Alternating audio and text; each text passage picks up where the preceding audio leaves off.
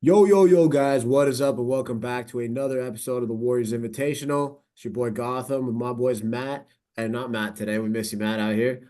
Charlie, Chuckster, how we doing? And our guy Ben Pfeifer. How we doing, Ben? Welcome to the show. How's it going, man? Thanks for I'm joining us. doing well. Thank y'all for having me on. I always love to do these pods where we talk about like late second round guys because most of the shows that I do, whether that's my own or other people's, is like we're talking about the top guys, and I'm like I like talking about some of the sleepers. So Yeah, no, for real. I mean, yeah, we as Warriors fans this year, the draft is not one that, me personally, I know I was talking to Charlie a little bit before this. Don't know too much going on about, who the guys are, who we're going to be drafting, who's going to be targeting. So I'm excited for this one to just kind of dive in, learn about some prospects, and and yeah, the Warriors got a useful rotation player in the 50s last year. So hey, so shouldn't would love. shouldn't be scoffing at the idea of getting a value there. So 100%, 100%. And shout out Matt. Matt, we miss you, brother. Got the shout out in here. But Ben, man, talk to us before we just get into everything, man. Just tell us a little bit about you, what you're working on, where you're at, and kind of what got you into, I guess, the sports media basketball side and draft stuff as well. And just we'll kick it off from there.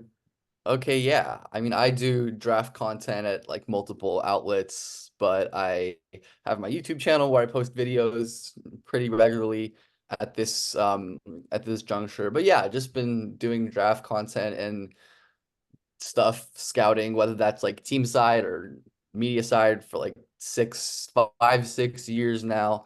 And yeah, it's pretty great. I'm lucky to be busy at this time of year, and to have lots of things to do because it's a fun time of year and a very chaotic cycle. But yeah, I do like scouting reports and other kind of analyses and mock drafts from my work, and it's a good time overall. Yeah, every time I see the open Twitter, check the messages, and I see that you sent a message with the follow up. Oh, I'm like, oh, let's go! Like new Ben video, like let's get it. Like those are such a fun watch. You Exposing do it. exposing my plugs in the group chat right now. Oh no, the group chat plug is it's a I feel like noble undertaking. Like that's what the group chats are for, though. We all yeah, talk. no, 100%. And I like too that I feel like with your content, the reason why we were like, oh, we want to do something on the draft prospects, like you were one of the first guy I thought of because I was like, I want to get someone who's not just like, oh, I mean, it's the 52nd pick. It's not the sexiest pick in this draft. But I feel like your approach is not like, oh, who's gonna be these top players, and obviously you do content on the top guys, but you just cover all the bases, man. Like you're like, oh, here's Yeah. this guy who's like fringe UDFA. I'm gonna do a video on him because I like his game, and there's fun Yeah, things that you can learn from there. exactly. I just, I I mean, I am maybe more now than I used to be, like beholden by the desires of wait, holy shit. Oh my God. Check your Twitter right fucking now. Oh no, what happened? Oh my God. Oh, not the Giddy man. What? Oh my God. Wait. Alex, so just now, just a little live Woj bomb. A straight up swap Alex Caruso for Josh Giddey. Oh my Bruh. god. Dude, this makes me even angrier because like all the reports have been saying that the Warriors made an extremely competitive offer for Caruso at the deadline last year. The Bulls said no because they want to contend. And now they just traded him away for a worse player who fits even Is it is more it just poorly with their Caruso roster. for Giddy? We don't. That's Woj says Bulls are trading Crusoe for get that. I mean, probably maybe more stuff, but like, oh my. There's got to be more stuff, dude. If there's not more stuff, then Chicago. I'm so happy we got this live reaction. Oh my God. I was like, I was like, oh no, like what just happened? And Holy shit. oh my, Oh my God. Dude, the bull man. All What are right. the Bam Bulls Fred, doing?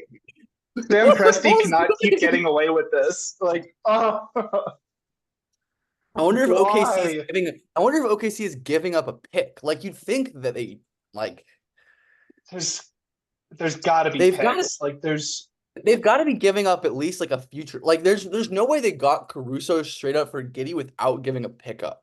There's no way. And even if they give up a future pick, I think it's still probably good. But holy shit! Well, there goes oh there goes a no. big target for the offseason. All There's right, well, this was not super related to our no, we topic. did not plan this, but this is a Oh my is a fun God. reaction. Shout out to the homie Tro Bro dude. His first reaction saying this is the worst day of my life.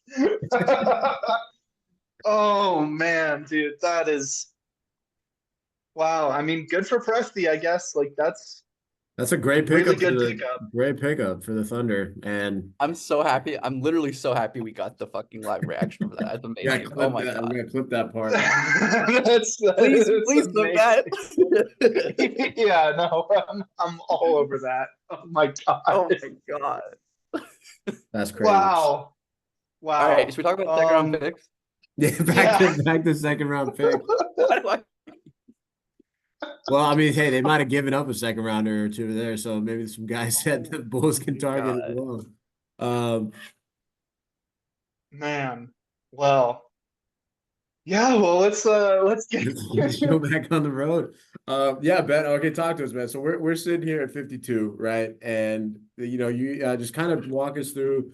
I guess starting off even before we get into the prospects, so what you saw from the Warriors this last season, obviously one that was a little bit more disappointing than people expected. Kind of a beginning of the end feel to it. But again, still some upside in terms of what potentially what moves they can make this offseason to kind of get back at one last shot with Steph and the core.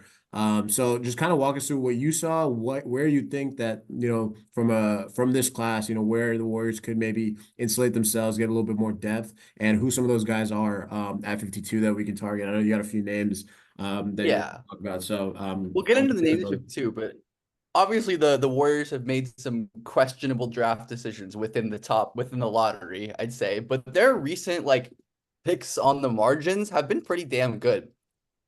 I think their draft from last year is going to end up aging extremely well. Um, Both Podziemski and TJD, who I mean, I think it was pretty much a consensus thing on the draft internet, the basketball Twitter internet, that TJD went way too low, and he was a valuable rotation piece for them in year one. And then Podziemski, who I was a huge Podziemski guy coming out, but even I probably wouldn't have predicted him to make all rookie first team. Just incredible what he did on both ends. So I'm pretty happy with them long term, and obviously like they're just gonna need more like high end talent with Steph. Clay may not be back, Steph and Dre aging out, but I think they just keep building this versatile role player base of guys who can do a bunch of different things and are versatile and can fill different roles and have a lot of value. And I think there are going to be possible options at 52 for that. Not necessarily like, who knows if they'll find another TJD level guy, but I think it's possible that someone of that level falls, whether it's like they don't want to go to other destinations in the second round, like their agents are telling them, don't pick me, we want to go to the Warriors, or we want to go to a place where we know is going to pay us, or whether it's just, the league valuing a player differently than the Warriors might, but there could definitely be some value. Yeah, that's the interesting thing too, and especially with the list you sent me, like, we're starting to see the I mean, consequences feels like the wrong word, but the results coming through of the COVID year and the NIL, where there's a lot more like fourth, fifth year senior type guys. There's a lot of juniors. Like, there's a lot of really experienced college players coming out of this class, and especially when you get down into that second round. Um, and one of the first guys you sent me that I thought was really interesting was Tristan Newton, like fifth year senior, transferred to UConn. He had 3 years at Eastern Carolina, I believe. Yeah. And so, when you have a guy coming in who made pretty big strides in going from a lower conference to UConn, wins 2 March Madness rings, which is pretty crazy for a guy to go like high major and go 2 for 2 immediately. Yeah, that's Talk pretty talk to me your crazy. thoughts on Tristan because he's one that really jumps out to me as an interesting guy. Yeah, Newton is my favorite prospect on this list of ones we're going to talk about. Um, he's the rest of these guys are like solid second rounders, but Newton to me is the one of these guys that I'm like I would take him in the late first or early second round. Where Newton is obviously older, and that's why he's probably going this late, but he has pretty much everything else you want in a rotational point guard. In He's 6'5" with length, incredibly good playmaker. To me, one of, if not, the 3 or 5 best passers in the league, where he's so gifted making plays out of the pick and roll, obviously playing within UConn's motion heavy off ball system. He's improved a ton as a shooter this year and has hit pretty high volume. Like this year, 10 threes per 100, has been an amazing free throw shooter his whole career. The indicators for him to be a good shooter at the next level are there. Really smart driver and such a good defender as well. Not the biggest or strongest guy, but sticky through screens, excellent on the ball, really hard to kind of get rid of. And I think as this complementary point guard, he's a perfect fit for, obviously, the Warriors are a team that likes to run a lot of motion and has a coach that's, willing to do stuff. And I think just value wise, like we see what an older guard like Andrew Nemhard did and has done with the Pacers. I think Newton is the best bet in this class to be that kind of like second, third guard impact off on combo who is really going to be good defensively as well. So do you see him too? Because it's an interesting conversation too, going around his teammate Stephon Castle, who I mean by all accounts is going to go somewhere in the top 5, 6, 7 picks. Do you see Tristan sticking as like more of an off-ball combo guard, or does he get slid more into like wing responsibilities, like catch and shoot, drive, attack, closeouts kind of deal? Um, like where do you see his role falling at the next level? Yeah, I think it's going to be mostly like point guard slash combo guard. He's probably a little small to play on the wing, and so really like that's one of my main concerns with him and why I don't have him even higher, just because he is pretty frail and is already a much older player. So that's not a great sign for future development. But he was a really good finisher at the rim this year. He's really good like using his explosion and his handle and stuff to get to the rim. And I think his really great dribbling ability, the excellent passing means that while he definitely can do the off-ball stuff and attack, I think he's going to be great as like a backup rotational point guard as well. Hmm. Yeah, and I think that would be a really interesting fit too, because Pajemski, I think, falls into a similar vein where, I mean, it's pretty clear unless something unexpected happens, like Klay Thompson will be back. Pajemski will be the first guard off the bench. And he definitely profiles as a combo who can, slide in next to Steph, be off ball, be the second side guy. But he can run the Yeah. offense at times. And I think when your first guard off the bench is a combo type guy, pairing him with another is a really good way of building the team Yeah, because it I gives agree. you a I lot think of they can both, rotational yeah, exactly. They flexibility. can both Yeah. do different things. That's kind of what I was getting at the top with this rotational positional role flexibility, where Pajemski and Newton, I think, could pair really well together on and off ball. And obviously, I'm kind of thinking about like a post Steph world. I feel like it's coming down to the point where that at least has to be in the back of your mind. Not that Steph's gonna be out of the league in a couple of years, but he's not going to be around forever. And I think continuing to add these like versatile guards who can play with, obviously, are going to be great with Steph. They're going to be great with Draymond, but also have their own merits. Is why I like Newton so much as like the guard target here. And from like a shooting and defense standpoint, what do you see over there? Because I feel like that's something that, at least from a backup point guard rule, that or backup guard rule, that's something that we historically have had guys that can come in and either whether Sean Livingston kind of get those buckets. And a guy like Chris Paul was coming in offensively, had a pretty good season down the stretch, coming in as that backup point guard. So where would you kind of rank, or not rank compared to other guys, but just that skill set and where I guess that would translate next to guys like Pajemski, Moody, whoever's on the Yeah. team. I think pretty good. I think his best skills are definitely with the ball in his hands, but he can do the 3-and-D point guard thing if he needs to. As I said, shot 32% from three this year, which is not great, but 36% last year, 33%. Three-point percentage year over year fluctuates a lot. But I think the more important things with Newton are that he takes a ton of threes. The volume is high. He's always been an excellent free throw shooter, and those two indicators are really important. He's an 83% free throw shooter on 700 attempts over his career. That's pretty solidly great. And that tends to translate into shooting combined with the volume that he has. And then defensively, I think he's going to be awesome guarding guards on that end. Probably not going to be someone you want to put on wings or anything, but against guards, he's an incredibly quick mover laterally on the ball, super fluid, can get through screens, really agile.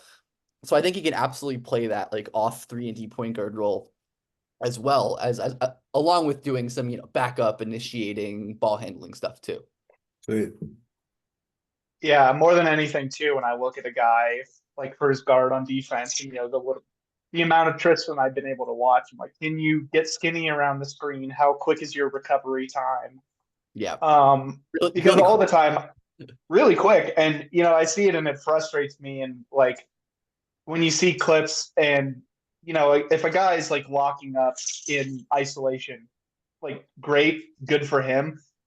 If you can do that defensively in isolation, teams just aren't going to attack you. They're going to put you in screens, dribble handoffs, like they're going to try to run you on off ball screens.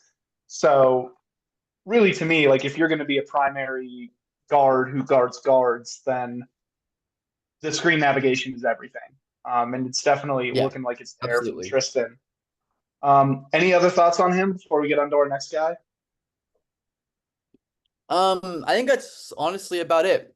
I think he's more than anything would just be a huge value for the Warriors. Like I said, myself and plenty of other draft internet people have him much higher than the consensus rankings do. And the Warriors dipped into that well last year with Trace Jackson Davis, taking a guy who a lot of scouts really liked that fell very far. And I think Newton could be a similar thing this year. That's it though. Yeah, always if there's a general draft Twitter consensus like to be higher on lower than a guy than the traditional rankings, that always seems to pan out. Like it like I'll never forget when like the last time I did a board and put it through there was the huge like draft Twitter compilations by Bennett Herbert. Like he took all the boards together, put them Yeah. together. And everyone had Davion Mitchell. I think his average was like 38th. And he ends up going ninth overall. And I was just like, oh man, like this just there's no way this many smart people that I know have watched this and come to similar conclusions. And the Kings are like, actually, he should be going 30 picks earlier. So always a good sign to be on the side of the draft Twitter folks. But next up, Jalen Wells, man, he's looking like a fascinating kind of second round guy. So I'm curious to hear what you think about him. Yeah, I definitely think the quality of prospect maybe dips off a little bit after Newton, but I do like Wells. Wells is a little bit younger, which is always good for these like later prospects because they're usually kind of relegated to older guys. Wells is the elevator pitch is that he's a 6'7", 20-year-old three-point shooting wing. And though I don't think there's a ton else in his game, that's generally good enough to get you drafted in the second round. And Jalen Hey, Wells is a very dynamic shooter. you're He six shot, seven and you're on the Warriors, man. You're gonna get playing time. Like we don't have that many big guys, so that already. yeah, I mean, he shot 41.9% from three this year, but notably, he shot 42% on catch and shoot threes, and he shot 44% on off dribble threes and 44% on off dribble two. So he's not just like a spot up shooter. He is like a bona fide legit shooter from all over the floor. And though I think the rest of his game is pretty raw at this point, he's not a great defender. I was just charting his defense the other day. I can pull up what I was saying about that. But yeah, his defense isn't really anything to write home about. Just like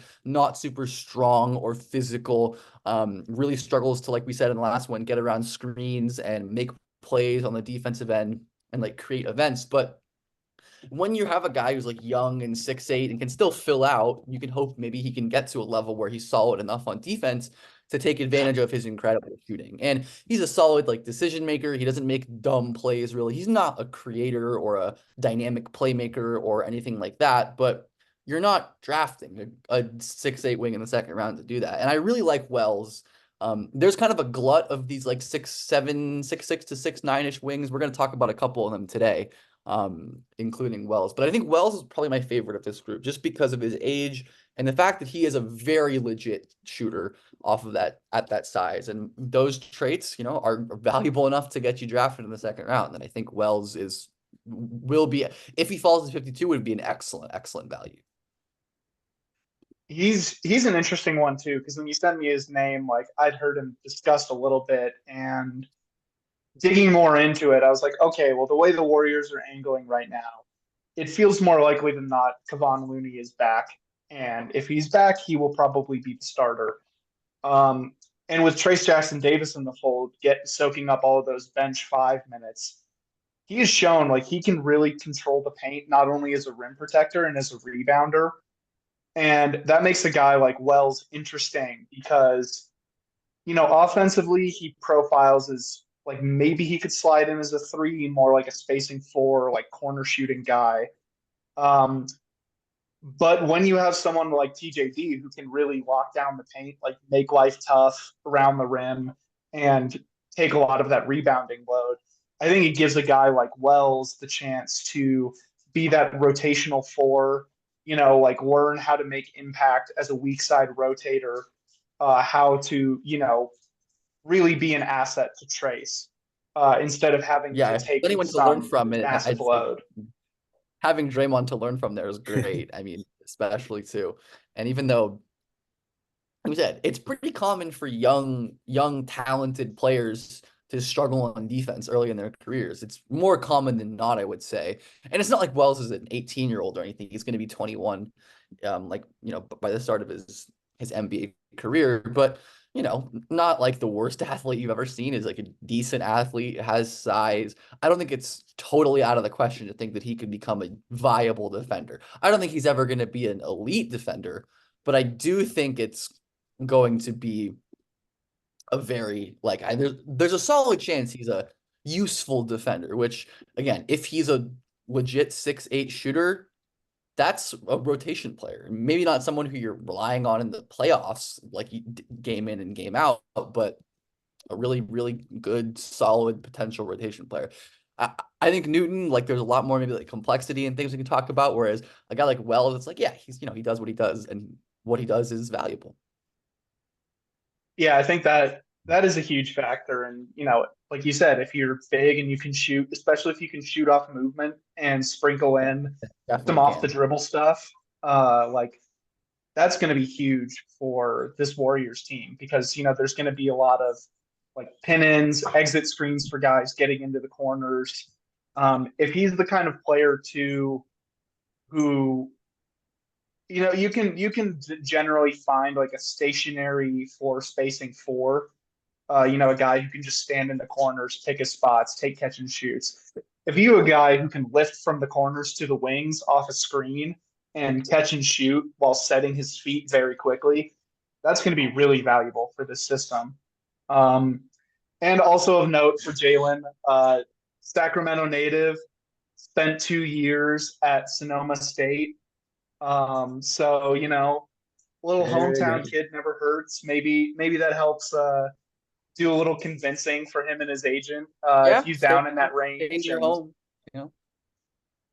Yeah, and I think the Warriors like are definitely an important consideration with these late second round picks is that most of them are there's so much like agent determining. It's not as much as it's like past like 40-ish. It's not as much like we're gonna pick this player. It's there's a lot more agency that the players and their camps have in terms of picking spots where they want to go. That's why you see a lot of talented players like go undrafted and then sign two ways, for example. And I think the Warriors could be interesting because given that they have a lot of, you know, potentially older players on the roster who in the coming years might not be as valuable and reliable, then you can say, hey, like maybe there's not a path to playing time consistently in year 1, but year 2 or year 3, our guy is going to be on the floor. So. And just to, like you said, just Mhm. to learn with a guy like Draymond or obviously Steph and Clay if he's back, like just that opportunity for you see with Pods TJD last year, they spoke about it a lot. So I think for all rookies coming in, just having those vet guys to kind of develop even then is it's big and it's not that they can't play. Pods TJD both rotation guys by the end of the year. So definitely some upside there. Yeah. Yeah, no, I do like that fit a lot. And another fit you threw out there I thought was interesting was Keyshawn Johnson, Arizona guy, another transfer coming in. He was 4 years at San Diego State, Yeah. and also another local kid from Oakland, went to San Leandro High School. Grew up hopefully as a Warriors fan if he was smart. And yeah, talk to me about Keshad because I feel like a lot of people kind of got their first exposure to him this year in the tournament. Yeah, Keyshot is kind of opposite flavor of Wells, where his thing is his defense is why you're drafting Johnson. He's a monstrous human being, like 6'7", built with the crazy wingspan. I don't have it off the top of my head, but I can get it in a second. But defense is what he does well. And he uses that frame and his crazy wingspan to really wall guys off on the ball. Yeah, he measured 6'6.5" or 6'6.25" in socks with a 6'10" wingspan, 224 Jeez. pounds. Like he is a massive, massive person and is extremely mobile and fluid on the ball. I mentioned my defensive kind of grading thing that I was working on. He is one of the better wings in the class to me on that end, just because of his not only his ability to defend the ball, he's so strong and quick laterally and fluid, and he plays really hard. He's a really smart off-ball defender too. He's always like well positioned. He can defend the basket a little bit. Talk about a guy who can make some of these like rotations as your 4, getting up with verticality and contesting, and he has the size to do it for sure, even if he's not always perfectly consistent.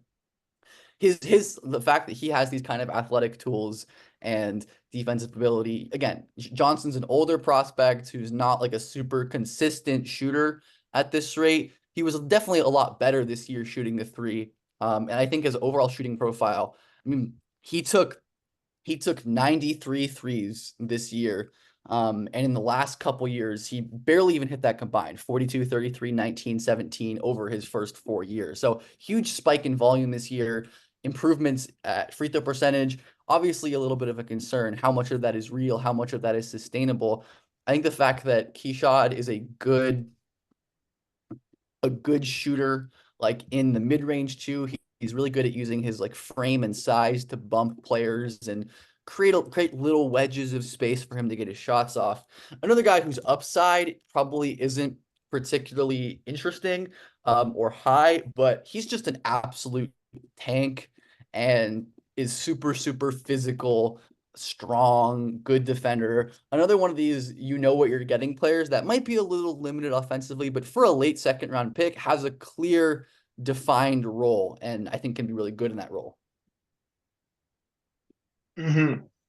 Yeah, he like you said too. It's fair to wonder if like some of the shooting stuff maybe fool's gold.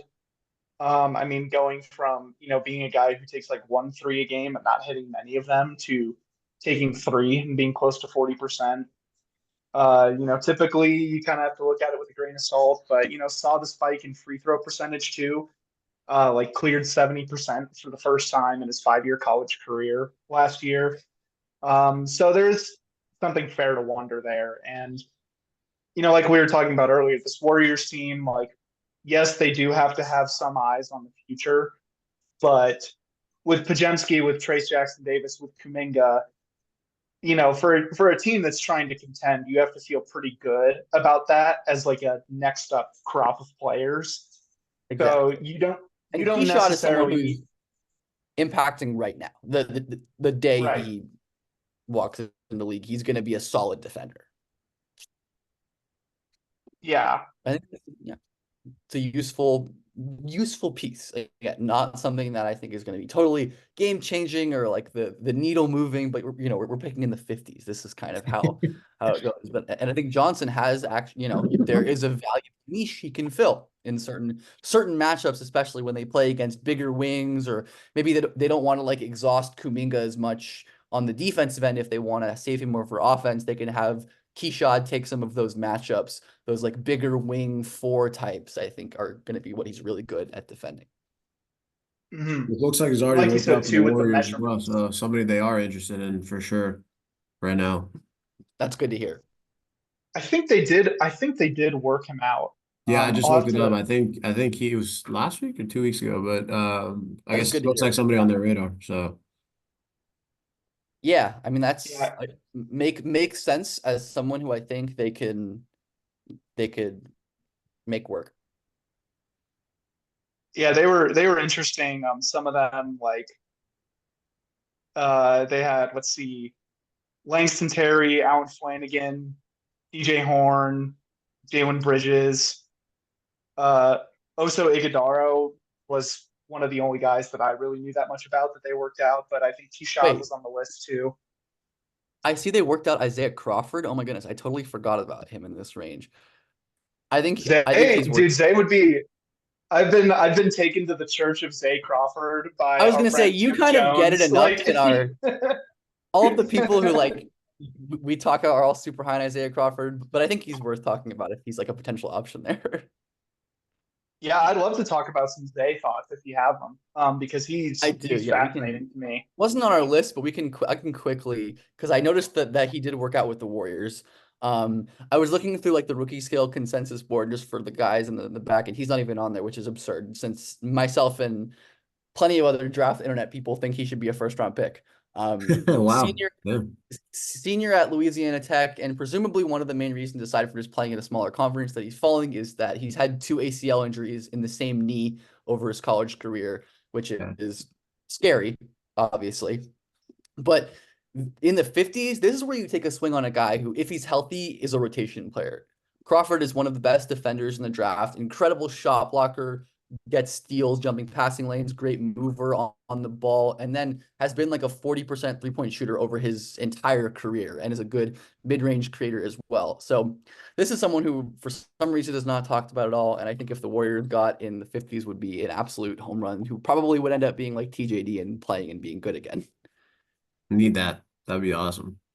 2 for 2. He's crazy too because it's like a forward wing type, like generating 5.8 stocks per 75 possessions. That is insane. Yeah, it's great. I don't know what did his wingspan come out to at the workouts. It was I'll look really that up. it was really crazy. He's like I think it's like 6'6", 7'2", maybe. Something like it's something crazy like that. I Yeah, know he's rocking 6'5", a 7 foot. Yeah, +7 wingspan crazy. as a wing. I mean, the Warriors, like we said earlier, there is size deficiency on this roster in general, but size doesn't necessarily just have to be height. Like if you're a wing with a 7 foot wingspan and you're making that kind of defensive impact, like that can really paper over a lot of size concerns. Yeah. And they do have an athleticism problem as well. And from everything I've seen, Zay just looks like a crazy athlete with a ton of Yeah. motor. If he's healthy, he's going to be a crazy athlete. And like he was healthy this season and he didn't look slow or really sluggish based on he maybe wasn't as quick as he once was, like, but there are moments when he'll bust out like a crazy athletic move and it's like maybe he's not comfortable with his body yet, which is totally understandable coming off of major knee injuries. But if you can trust your doctors and your staff to get him and consistently healthy, he's someone who's going to be a good player. So I noticed that he worked out for them, and that would be really cool. Yeah, that would be a fun. I didn't even know that he was one of the guys on that list. Yeah, So and Wells, it looks like Wells also worked out for them too, which is cool. yeah, Wells was one of the ones too. I remember they've cast a really wide net where it's been a lot of guys where I'm like, I don't oh, think that's really I don't think I interesting. And gave then you a real like tall big, but what would you Do you think it'd be worth talking about one instead of like Beekman or I would say Minix is like I like Minix, but he's like really unlikely to be a draft pick. At least based on like reporting. Yeah, Minix too, because I mean, I feel like my read on him was, and I've seen a lot of stuff from you on him too, like that he's really raw, and I feel like guys who have that like sort of rawness, but are also a little on the older side, would probably skew towards, let me pick an undrafted spot where I can go to the G League, I can make a name for myself, and then try to like crack a rotation in a couple of Yeah, years. that's Um, probably the case because I see they worked out in Folly Dante, who I like quite a bit. Um, mhm. as like a Yeah, late second. Dante, Oso, and Adama Ball are all bigs that they've worked out that I know of. Ball is not in the draft anymore. Oh, he withdrew. Okay, Yeah, he withdrew, but Dante and Oso both, and I think Dante is more likely to be there, and I honestly probably prefer him as well you prefer him to Adama to Oso. to Oso. Okay, yeah, because I mean it is like, even if the Warriors do retain Kevon Looney, I mean he looked like this time and his hip injuries and the sheer volume of games he's played is starting to catch up with him. Yeah, I which would is be really curious your thoughts on understatement. Biggs. Yeah, Yeah, 100% understandable because like the guy had, I believe, two hip replacement surgeries God. and Ugh, then proceeded to play like 200 games in a row against all odds. So crazy. One of the yeah, all-time Iron Men, truly. Like it's so Our goat. impressive what he's been able to do over his career. Um, but in Folly Dante, Oregon center, I'll just read the measurements off. So if we're talking about adding height and size to the roster, at the combine measured 6'10 without shoes, 9'3 standing reach, 7'6 wingspan, 260 pounds.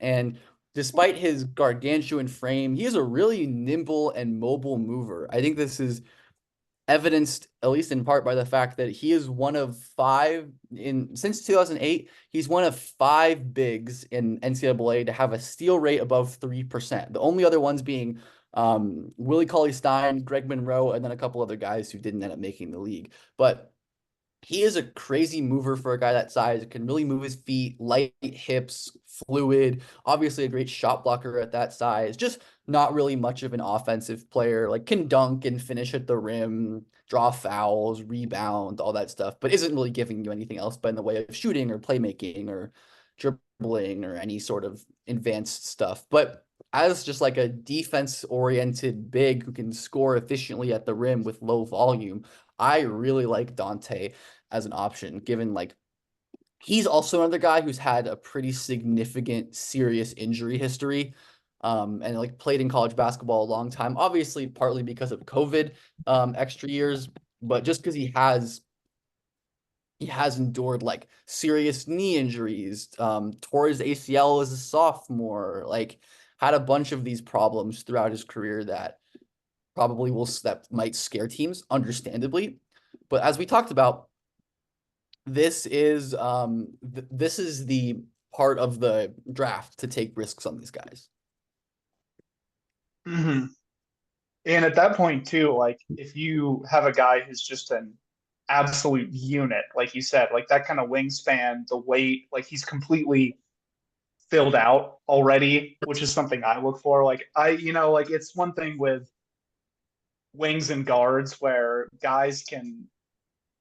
I'm more confident in a wing or a guard working out if they stay on the thinner side or they don't fully fill out. Uh, like bigs who are just stick and bones, unless you're like Chet Holmgren, it's really hard to like be super Right. high on them, even having like that short term impact. And with this Warriors system, they don't need bigs who can put the ball on the deck, score, shoot. Um, I mean, for all the stuff they get about like, oh yeah, they're in love with the 3-point shooting and blah blah blah. They've had arguably the most traditional big man room you can imagine for the Yeah, last they've been decade. starting a non-shooting center for the last decade. Like I think they Yeah, understand you can yeah, still space the floor with those guys by inverting the floor, having those guys higher up and doing creative stuff. And I think Dante someone who you don't like, you don't have to develop, you don't have to babysit, you don't have to worry about them being too raw on like or not really like of course there's going to be growing pains on both ends of the floor, but another one of these older players who you know what you're getting with, and there's a concrete impact they're going to make on both ends of the floor. Very like low maintenance on the court, right? You don't have to game plan out for this player or spend time trying to figure out how to get them on the floor and optimize them. And that's not always a bad thing, right? Sometimes the greatest players or draft steals are players who might require a little more ingenuity. But Dante, it's like, okay, yeah, we'll put him out there. He's gonna wreck stuff on defense and he's gonna dunk the ball and set screens and rebounds. Like, and that's valuable. Like, especially like we said, on a Warriors team that like all of their bigs are short and small. And that while I think that can work, it's generally just hard in a league that's getting taller and taller. 100%. Yeah, Ben, I got a question for you. So obviously obviously I don't know too much about like a lot of these prospects, but one name that, obviously everybody knows about, Bronny James, being LeBron's son, was mocked to the Warriors a couple times in a few, early mock drafts. Outside of the Braun effect and everything like that, like that's one side of it. But from strictly a prospect, what do you see from a guy like Bronny and being, he looks like he's going to be available in late in the draft. Do you see a fit there? Do you see, a solid player there, or is it more hype than what we're seeing? And is it really truly you're going to draft him just to at the chance of getting his dad on your team? Yeah, I have been a Bronny defender for since he was in high school, honestly. I do think, his timeline has been accelerated because of his family situation. It probably would have been better for him to go back to school and go to a place where he can have a bigger role and continue to develop. But I think Bronny is a pretty good prospect and is a very worthwhile guy to take a chance on in the second round because of his tools and skills. And I think he makes a lot of sense as just like a complimentary guard bet. Bronny this year, people will see his, like inefficient 4 points a game, whatever, like, oh, this isn't an NBA player. And while oftentimes that is the case, when you actually dive into the tape and realize that he was a legitimately impactful defender this year, both on and off the ball, like crazy aggressive, good footwork, strong, huge wingspan, can get into guys around screens, just a very effective, versatile defensive player. And there were a lot of players. I wrote about Bronny earlier this cycle, and I mentioned a list of prospects. Bronny had sub 10 points per game and sub 50 true shooting, which people have pointed to as not great, which it's not, but including guys like Quentin Grimes, Norman Powell, Chris Middleton, Karis LeVert, Buddy Hield, Bruce Brown, Peyton Watson, Josh Richardson, Kyle Anderson, Herb Jones, all average like below 10 sub 50 true shooting at points in their careers. Obviously, a lot or most of those guys went to the stayed longer, got better in college, and went to the league. But there are exceptions, like Peyton Watson, for example, who was not a productive player at UCLA and seems to be growing into a really nice role player. Quentin Grimes, even though he improved at Houston, kind of flamed out his first year at Kansas. So there are examples of players growing and aging into their offensive skill sets, and especially because Bronny was his thing coming out of college was he was like a really solid off-ball shooter that just didn't really work in the league. But his underlying indicators are pretty solid. He shot on good volume. He was actually a really effective off dribble shooter this year. His percentages were dragged down by his catch and shoot stuff. And of course, it's impossible to know the impact of like the heart stuff and his medical history and how that limited his ability to grow and develop. So I would like Bronny a lot for any team in the late second. But I think, I think the Warriors angle is fun because like maybe LeBron will want to come play with Steph. And I We'll think see. Bronny makes sense in an offense that has a lot of off-ball motion and stuff like that as well, because I think that's where he thrives. I'm not saying I'm like guaranteed he's going to be a great player or anything, but I see a clear path for Bronny to be a legit role player. And especially unlike most of these guys who you're drafting as role players, he's 18, 19 years old. You're still getting them when they can develop and improve. Whereas some of these 23, 24-year-old prospects are taking, you kind of know what they are, and the ceiling for them is probably defined. Mhm. Yeah, and I think too, it's worth noting that, the one thing, like you said, that I think is important is when you as young as he is, he's what, 20, And I mean, when you almost have like a life-ending event on the court, that's Yeah, he'll turn 20 in extremely, October, which is he's young. yeah, he's young and he has dealt with a lot that most people that age do not have to deal with. So I think that's extremely impressive, not only that he was able to come back, but to like be playing all of these minutes and like to be impactful in his role. And I think the other thing too that was interesting is when you saw like how these things went with the pre-draft process. I mean, there's all the Rich Paul stuff and like just out and out listing what teams are interested in him, which is something weird that I've never seen from an agent. But like when Bronny actually has his voice out there, he talks about like the players he tries to study and emulate. I believe he talked about like Drew Holiday, Davion Mitchell. Like he has a good understanding of who he is as a player, and I Yeah, think that's extremely important because for sure. you look at some other guys. A certain championship winning point guard who's like making starting demands before he even gets drafted, and it's just like, hey, you're a good player and all. Like you, like Yeah, I'm kind of out yeah, on guys who are making those sorts of statements. yeah. Um, Right. It's hard to know at this stage like what's smoke, what's real, but again, Bronny seems like and it resonates on the court and has for a while that he seems like he's been pretty intentionally working on his skills to be a complementary off-ball player, which is how he's going to make his money in the league. And like I said, I think in like the mid late second round, totally worth a swing, even without the LeBron consideration. I think it's worth he's a worthwhile project pick for sure. mhm.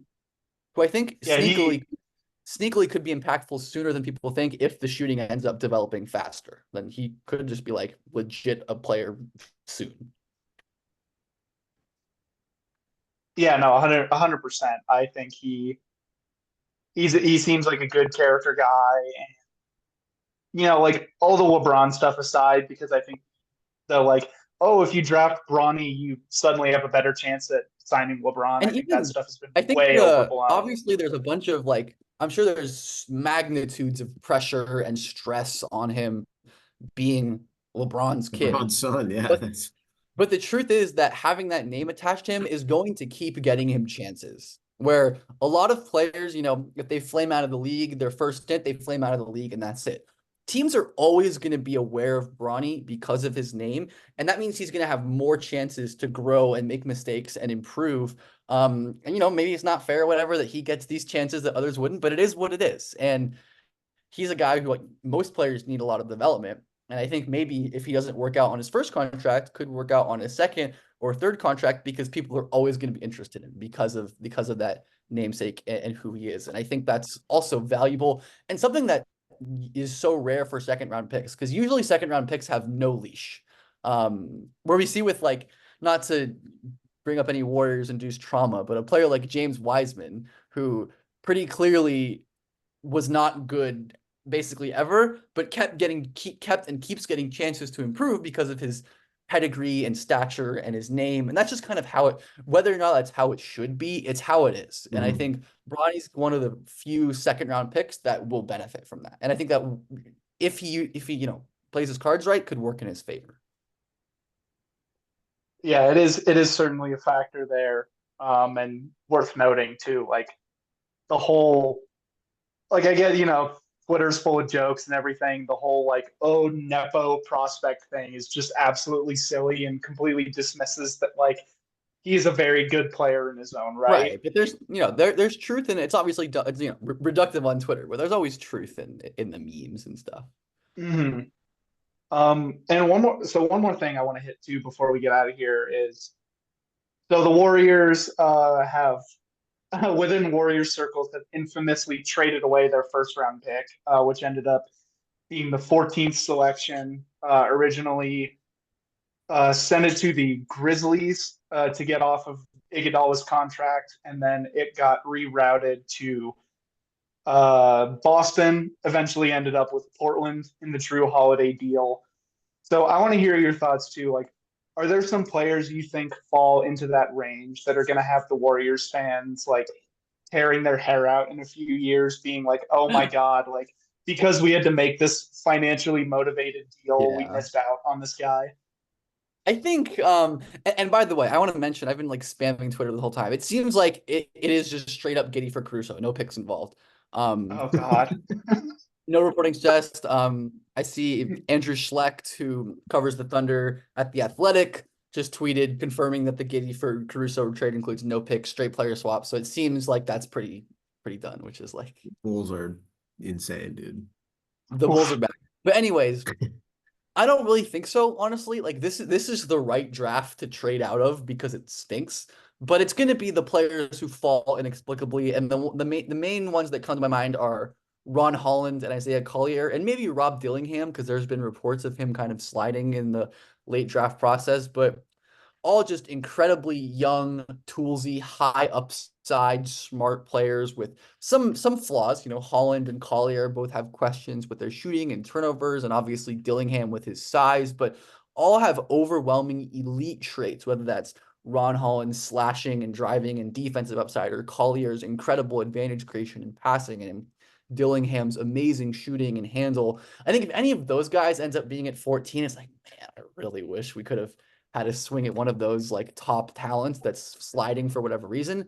But this of any draft is probably not the draft to be too butthurt about not having the 14th picks. You know, there's always value and there's always guys who you can get, but it's not like last year's draft per se, where it was like so loaded and there were like 17 or 18 lottery quality prospects. That's not the case in this draft. There's like 6 or 7 of those guys. So it was definitely worth bringing Iguodala back for that run. So it sounds like it was Sure, it was a yeah. good financial move and Yeah, I don't think not too bad. who knows whether or not the scouting department of them had the foresight to like, be Plan it predicting out with the qualities of the like draft. yeah. My guess would be probably not, but regardless, it ended up working Joe out Lacob really said he well. was light years ahead, man. So maybe that's what he was talking about when it was Maybe about he Yeah. Back in maybe like 2018, he was 18, like, he "Yeah, you know knew. these 12-year-olds. I really don't like how these guys are looking. We gotta get ourselves Switch it up out up. of there." Switch it up. yeah, he's like but yeah, I mean, like I said, I think it can be extremely useful to have foresight about what future draft could look like. Obviously, it's probably impossible to do like more than like 3 years in the future, just because like these are literal 15, 14-year-olds you're trying to project. But it could be a useful thing to know, like, hey, we're making this trade 2 years down the road for a draft that looks like it's going to be weak, so we feel better about it. And I think in this case, it's like, yeah, there certainly will be good players and players who the Warriors could have used, no doubt. But unlikely there's going to be more than one, maybe 2 to 3 guys who it's like, oh my God, I cannot believe we lost out on the chance to get this guy.